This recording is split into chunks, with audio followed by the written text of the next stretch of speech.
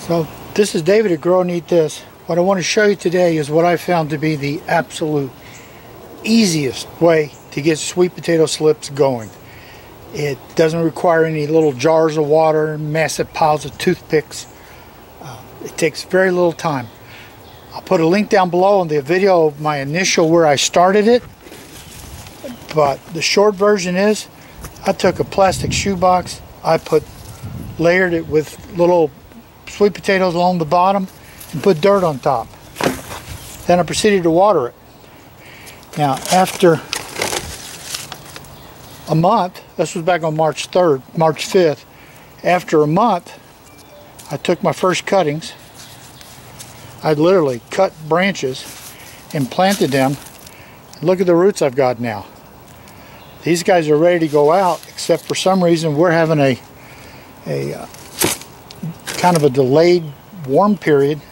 It's down in the 40s in the morning, which is 13, 14 centigrade in your area, if you're in that area, which is just really too cold for sweet potatoes. So I've been forced to keep carting them in and out, keeping them warm at night, taking them inside, and then bringing them out. Thankfully, I've had one container, and I've done 18, planted a couple, pulled 3, and look at this. I've still got tons of material that I can make new cuttings of sweet potatoes.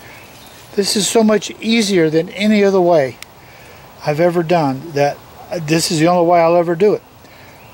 The reason I decided to just try this, just pile them in a container and cover them with dirt, was because the leftover ones that I put into the compost pile sprouted in incredible numbers. And I thought, man, all I did was put them in the compost pile and away they went. Why am I doing all this other work when just cover them in dirt and keep them warm is all you need to get wonderful sweet potatoes? So here's how my slips are. Mother's Day, May 9th. I got all these started. I had 2 beauties I stuck in the ground over there, kind of my test to see how things are going. This is the next step.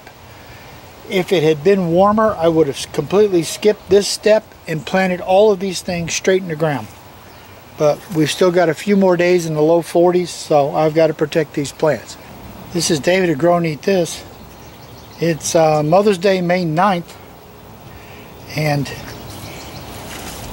we're just still, for some incredible reason, we're still down in the 40s at night. Going to be for about another week, so it's still really a little early to be planting sweet potatoes outside. For you guys in the centigrade world, we're talking about 13 degrees centigrade. Too cold for sweet potatoes. These are the ones that we started back on March 5th, I guess. Put a video up. I'll put the link in the description. But let's see if, without dumping everything out, I can show you how these things have done. Look at the root structure. Now, about a month ago, I potted a few of them up, and I've had to trim them because, once again, I can't get them outside, but I wanted to check and see, make sure exactly how they were going to do. So let me show you how they're doing. There's my root structure. Doing just fine, thank you. These have been getting watered with earthworm tea every week and a half. Other than that, they just get regular water. But you can see I have great roots. These guys are begging to get into the ground if it just warm up. So I want to get some more of these done. So I'm going to dig down in here, find me a potato, and see if I can get it out. Oh.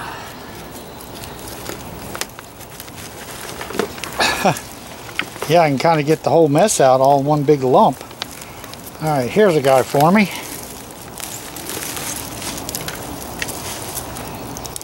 That's an orange potato.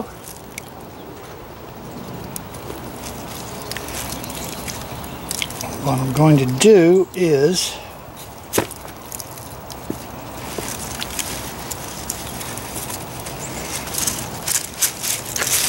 pull it out. Got plenty of vine, don't need all this vine, but as they fill up the pot they get hard to water. So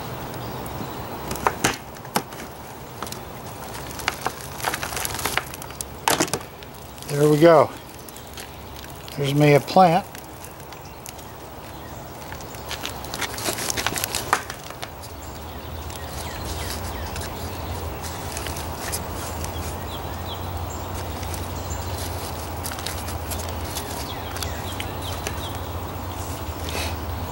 Here's this one. Since they'll be easier to water now, they'll should give me some more green leaves down low. Then I'll be able to trim them.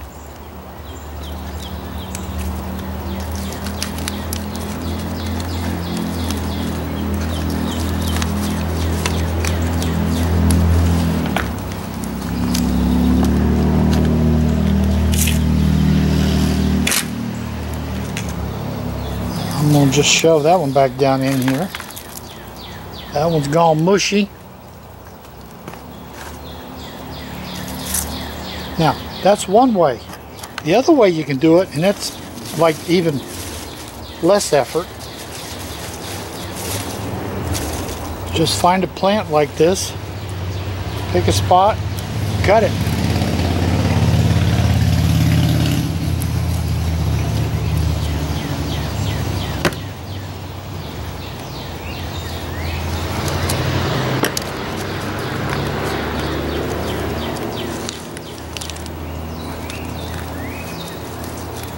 That's how I did the three over there that I just showed you one of. Is I literally just chased down the end of a vine.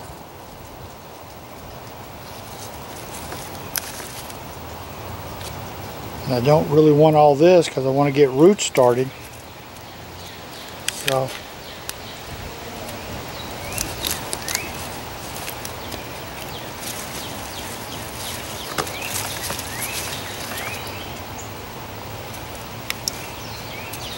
I'm just going to trim that one.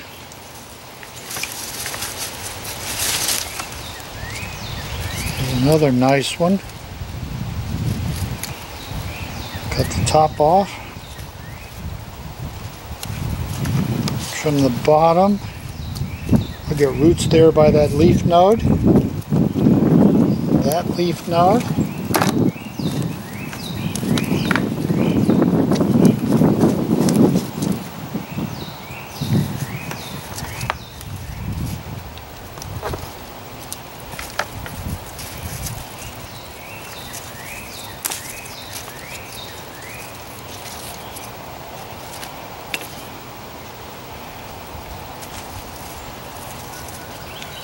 Boy, there's a nice healthy looking start with little starts of a root right there.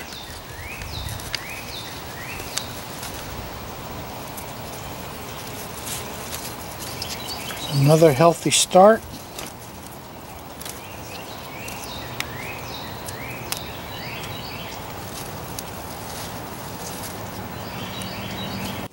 I think the purple ones are all up at the other end here. Let's come up this way and see if we can find some purple ones. There's a purple. How's that for purple starts?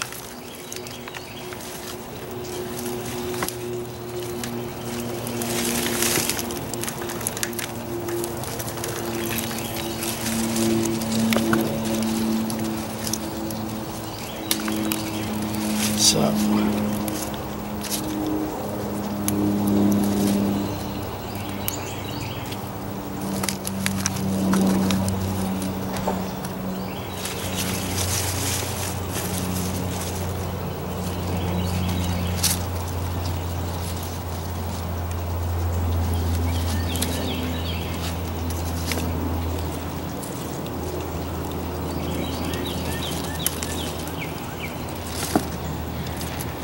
that's about as nice looking start as you're going to get.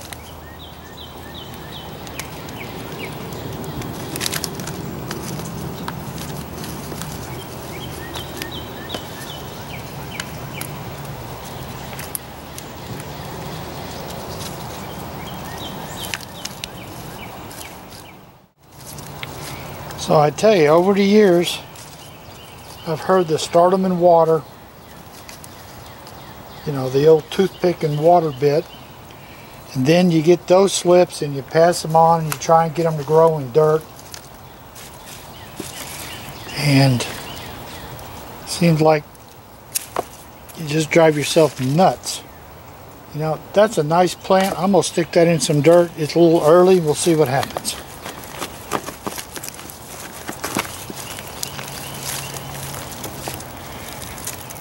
Japanese ones, purple skin, white flesh.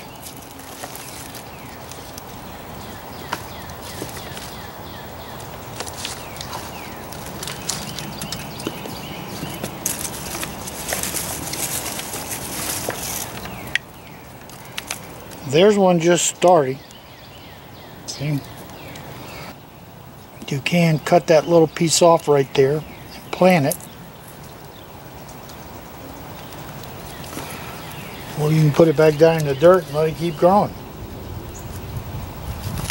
Alright, that finishes that. It gives me 18.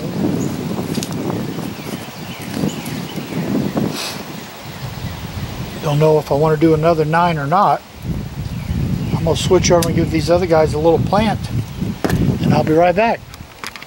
And grow them sweet taters.